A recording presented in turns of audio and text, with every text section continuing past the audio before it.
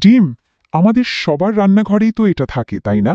কিন্তু একটা প্রশ্ন মনে হয় সবার মনেই ঘোরে, ডিমটা ঠিক কিভাবে রান্না করলে এর সবটুকু পুষ্টিগুণ অটুট থাকবে। চলুন আজ এই রহস্যেরই সমাধান করা যাক।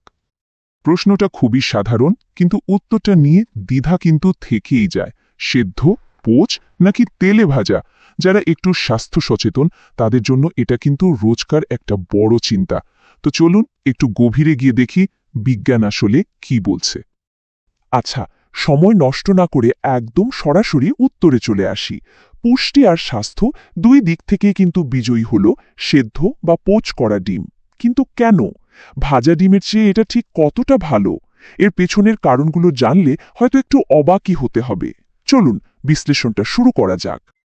তাহলে প্রথমেই আসা যাক সবচেয়ে জনপ্রিয় দুটো পদ্ধতিতে, তেলে ভাজা আর পানিতে সেদ্ধ করা। স্বাদের দিক থেকে হয়তো দুটোই অনেকের প্রিয়, কিন্তু পুষ্টির দিক থেকে এদের মধ্যে আকাশ পাতাল তফাৎ। দেখুন, পার্থক্যটা কিন্তু খুবই পরিষ্কার। ডিম যখন তেলে ভাজা হয় তখন এতে স্বাভাবিকভাবেই বাড়তি ক্যালোরি আর ফ্যাট যোগ হয়। এই অতিরিক্ত ফ্যাট কিন্তু আমাদের হার্টের জন্য ঝুঁকি বাড়াতে পারে। অন্যদিকে সেদ্ধ বা পোচ করলে ডিমে বাইরের কিছু যোগ হওয়ার সুযোগই নেই।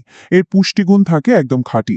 তাই হার্টের স্বাস্থ্যের কথা ভাবলে সেদ্ধ বা পোচ করাই সবচেয়ে নিরাপদ আর সেরা উপায়। কিন্তু গল্পটা এখানেই শেষ না। শুধু রান্নার পদ্ধতি নয়, ডিমটা ঠিক কতক্ষণ আর কতটা তাপে রান্না করা হচ্ছে সেটাও এর পুষ্টিগুণে একটা বিরাট পরিবর্তন আনতে পারে। চলুন দেখি তাপ আর সময় কিভাবে পুরো খেলার নিয়মটাই বদলে দেয়। একটা প্রশ্ন মাথায় আসতেই পারে, এত যখন চিন্তা, তাহলে কি কাঁচা ডিমই সবচেয়ে ভালো? কিন্তু সত্যিটা হলো, রান্না করা ডিম আসলে কাঁচা ডিমের চেয়ে অনেক বেশি পুষ্টিকর। আর এর পেছনের বিজ্ঞানটাও বেশ চমকপ্রদ। পার্থক্যটা একবার দেখুন। আমাদের শরীর রান্না করা ডিমের প্রায় 94% প্রোটিনই গ্রহণ করতে পারে, অথচ কাঁচা ডিম থেকে সেই পরিমাণটা মাত্র 50%। মানে রান্না করলে আমাদের শরীর প্রায় দ্বিগুণ প্রোটিন কাজে লাগাতে পারে। এটা কিন্তু বিশাল একটা ব্যাপার। বেশ, রান্না করাটা যে জরুরি তা নিয়ে কোনো সন্দেহ নেই, কিন্তু এখানে একটা কিন্তু আছে। যদি ডিমটা একটু বেশি রান্না হয়ে যায় তাহলে কি হবে? কোনো সমস্যা আছে কি? এখানেই আমাদের একটু সতর্ক হতে হবে। গবেষণা বলছে ডিম বেশিক্ষণ বা খুব বেশি তাপে রান্না করলে এর মধ্যে থাকা ভিটামিন এ এর পরিমাণ প্রায় 20% পর্যন্ত কমে যেতে পারে।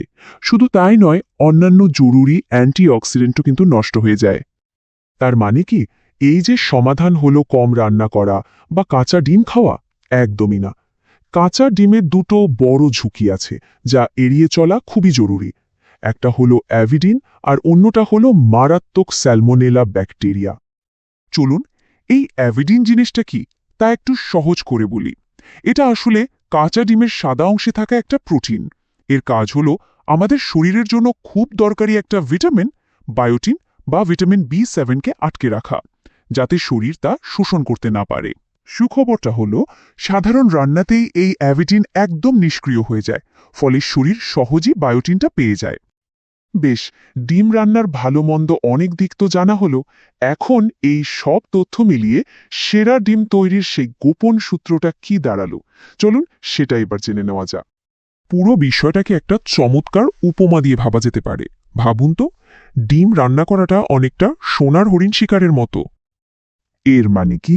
মানে হলো, কাঁচা ডিম সেই সোনার হরিণের মতো, যাকে ধরা খুব কঠিন। অর্থাৎ এর সব পুষ্টি শরীর গ্রহণ করতে পারে না।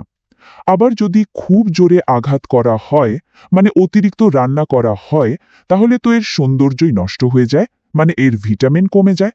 তাই আসল চাবিকাঠি হলো সঠিক ভারসাম্যটা খুঁজে বের করা।